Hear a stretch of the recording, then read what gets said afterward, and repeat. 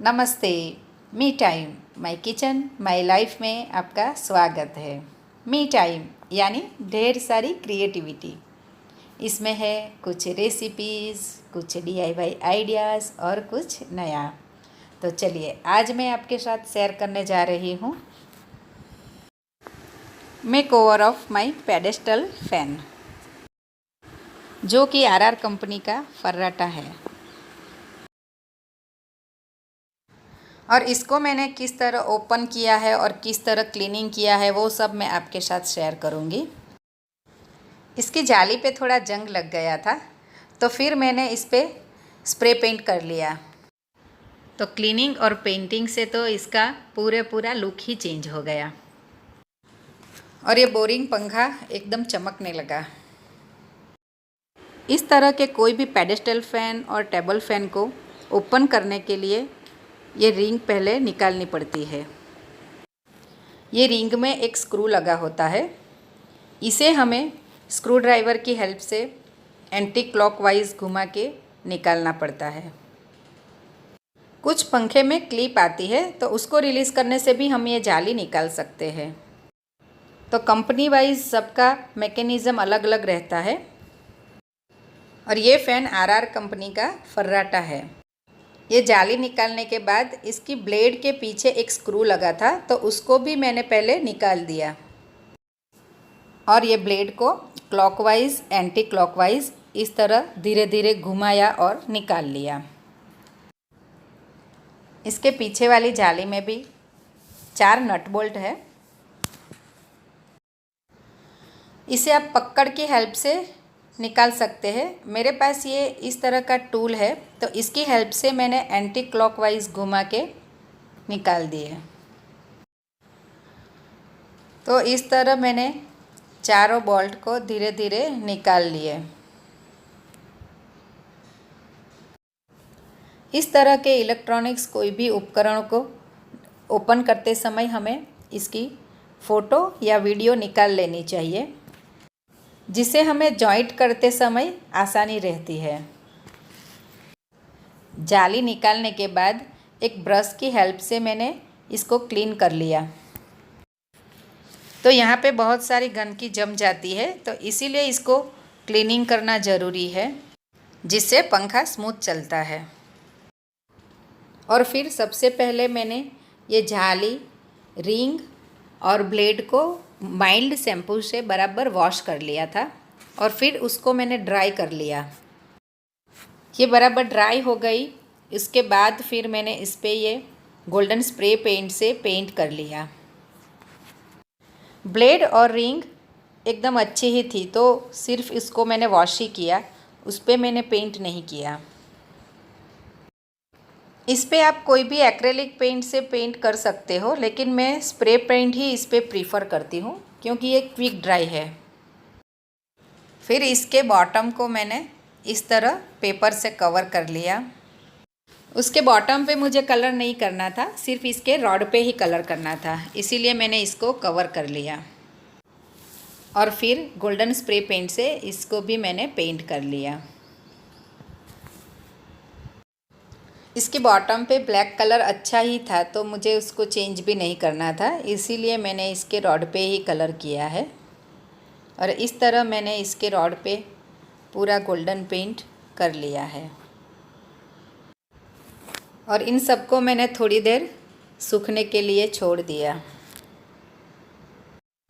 ये फ़ैन के ऊपर वाले हिस्से को मैंने, जो मोटर वाला हिस्सा है, उसको मैंने सिर्फ एक भीगे कपड़े से बराबर पोंछ लिया था और उसको भी मैंने ड्राई कर लिया। इसका क्लीनिंग हो गया, पेंटिंग हो गया। अब इसको मैं जॉइंट कर लेती हूँ। तो ये पीछे वाली जाली मैंने फिक्स कर ली। इसके बाद इसके ऊपर मैंने बोल्ट फिट कर लिए। अगर आपको लगता है कि आप ये फ़ैन को इस तरह अच्छी तरह खोल के फिट नहीं कर सकते हो, तो आप इसको बिना निकाले ही मोटर वाला जो पार्ट है उसके ऊपर आप प्लास्टिक बैग की मदद से उसको कवर कर लो और फिर इसके बाद इसके जाली पे आप पेंट कर लो।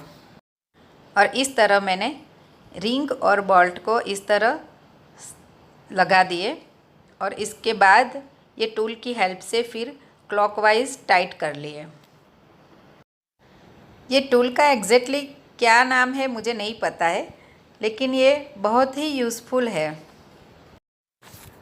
इसके बाद मेरे पास ये सुइंग मशीन का ऑयल पड़ा है, तो उसको मैंने इस तरह एक कॉटन में लिया थोड़ा सा, और फिर जहाँ पे ब्लेड लगाते हैं वहाँ पे थोड़ा थोड़ा बस इसको डैप कर लिया। ये पार्ट एकदम ड्राई हो गया था, इसीलिए मैंने इसके ऊपर थोड़ा ऑयल लगा लिया। अब इस पे ब्लेड लगानी है, तो इसके ऊपर जो स्क्रू लगाया था वो होल और ब्लेड का होल उसे एडजस्ट करके फिर मैंने इसमें धीरे धीरे घुमा के इसको फिट कर लिया। इसके बाद मैंने स्क्रू को पहले एडजस्ट करके अंदर लगा दिया और फिर बाद में स्क्रू ड्राइवर की हेल्प से इसे टाइट कर लिया। ये सब हमें केयरफुली फिटिंग करना है। और अब इसके बाद इसकी ऊपर वाली जाली, तो ये आगे वाले भाग को भी मैंने निकाल के पेंट कर लिया। इसमें भी स्क्रू लगे थे, तो पहले मैंने उसको निकाले थे और फिर इसको अभी मैं वापस जॉइंट कर रही हूँ।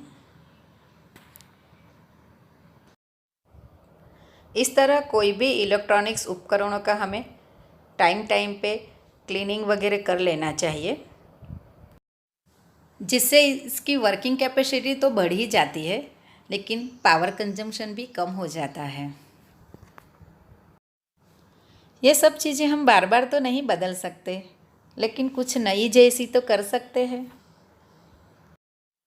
और अब इसमें मैंने पहले रिंग लगा ली और इसके बाद ये दूसरी जाली को मैंने इसके ऊपर एडजस्ट कर लिया और फिर इसको मैंने स्क्रू ड्राइवर की हेल्प से ये स्क्रू फिट कर लिया। और ये मेरा पुराना पंखा एकदम नए जैसा लगने लगा। और ये पंखे को मैंने स्टार्ट करने से पहले इसको पूरी तरह इसकी ब्लेड और ये जाली सबको मैंने एक बार और चेक कर लिया था, फिर उसको मैंने स्टार्ट करके देखा है। और ये एकदम परफेक्ट और स्मूथ चलने लगा है। और इसी तरह मैंने एक दूसरे टेबल फ़ैन को भी पेंट और क्लीन कर लिया है, वो भी मैं आपके साथ दूसरे वीडियो में शेयर करूँगी। तो चलिए मिलते हैं नेक्स्ट वीडियो में। Thank you for watching. Take care.